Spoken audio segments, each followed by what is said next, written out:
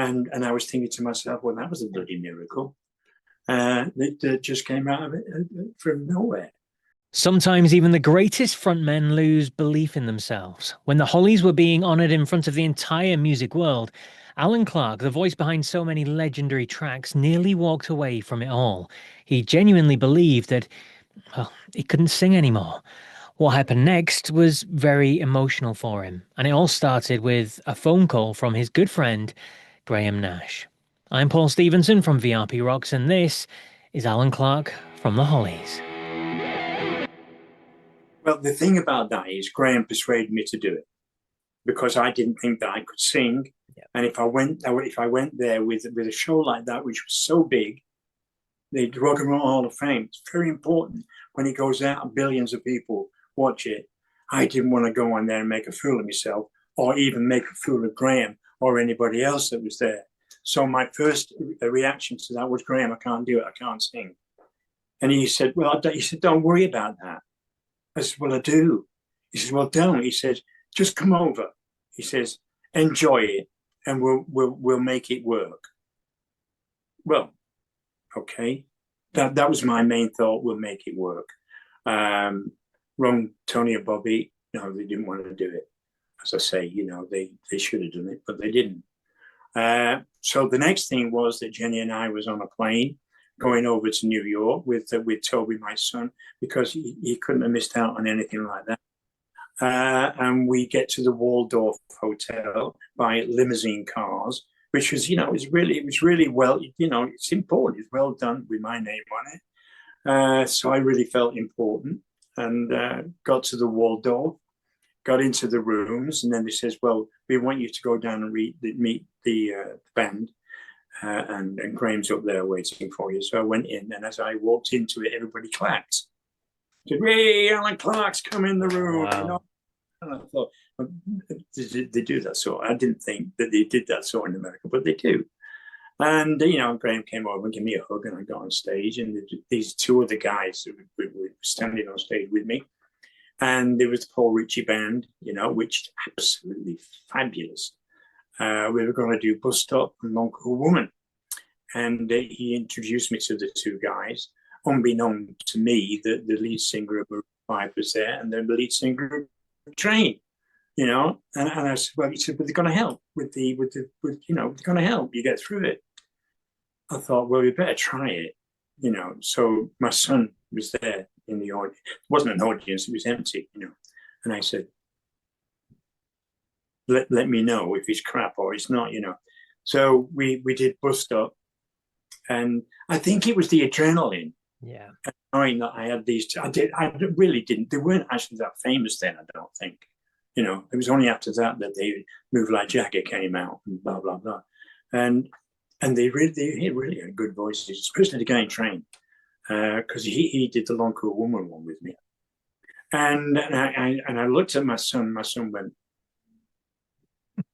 I thought, oh, that sounded pretty good. So I was there and I was singing, and everybody went, that was great.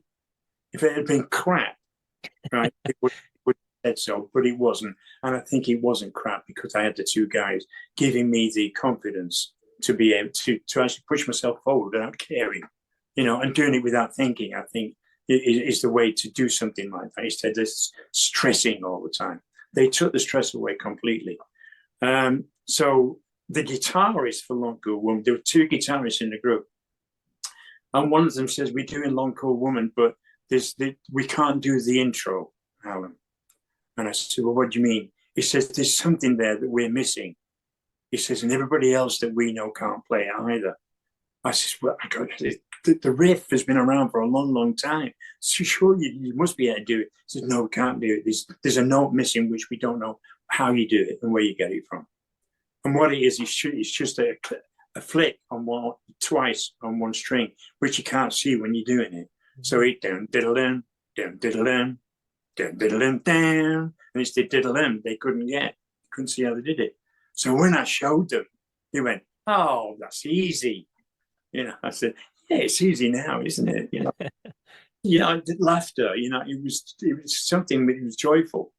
And then we went to bed, and the next morning was the day we went down, did a first rehearsal, which we went through, and then in the afternoon it was the start of the big thing. We went down. We were in the audience at our own table with Graham and his family, and Toby and myself, and the people went on and came off, and then it was our turn, and they came to collect us, and we went on stage, and it was like when we were introduced, it was, and actually the guy, what's his name now? Van Dance. Stevie Van Zandt, yeah.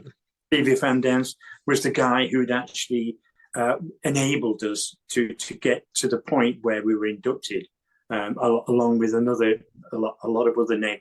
Because when you get into the Rock and Roll Hall of Fame, all the people that are already there, if they're still alive, vote for who's going to be in. You see, so all the people voted for the Hollies to be in it, and Stevie, he was great. He was playing guitar with us. He knew how to play it. Yeah, of course.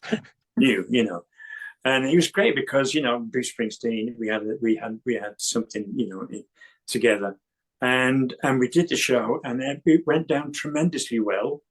And I was thinking to myself, well, that was a bloody miracle. It just came out of it from nowhere. And it was for 4 days we were there, and it was thoroughly enjoyable.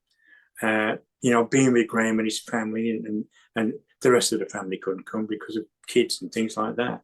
And we had a really good time. And with Graham, it was, well, see you the next time. And I went home, and I was thoroughly glad that I took his advice. And those two guys were there to help me through it. But I did feel myself that I did actually do my own, a good job doing it. And then that was the end of it. Then it was back home doing what I normally do in my family. It's crazy. Those things happen to people. Yeah, absolutely phenomenal. Yeah, right, from a guy from the mill.